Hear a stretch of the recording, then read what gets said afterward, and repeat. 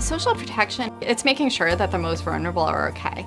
And it really has three different types of components. The first, it has a safety net component. And there, we're really trying to hit the very poor. And we might think of that as cash transfer programs. We might think of that as food support.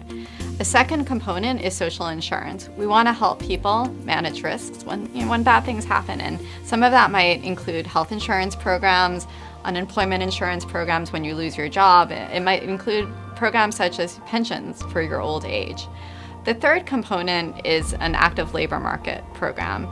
And there, it has elements of both the income support and the insurance in it as well. And so, for example, programs such as a minimum wage program or wage subsidy program might be included. I think a few things have changed over the past few years.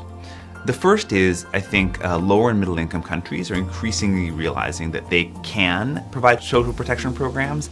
And the challenges, of course, in doing that in a low and middle income setting are very different than sort of doing it in a high income country like the United States, for example, or Europe.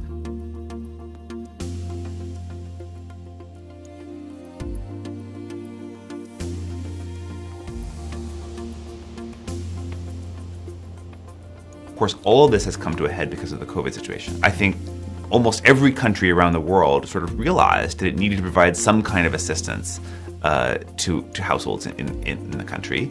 And what I think a lot of countries also realized is their ability to do so in response to this massive shock depended on the social protection system that they already had in place at the time. I think the initiative has a number of goals. I think the first one is we're trying to actually synthesize what we know in this area. I think that kind of knowledge synthesis is going to be really helpful for policymakers, policy practitioners, people who are involved in the day-to-day of how do we actually come up with programs that are going to be really effective.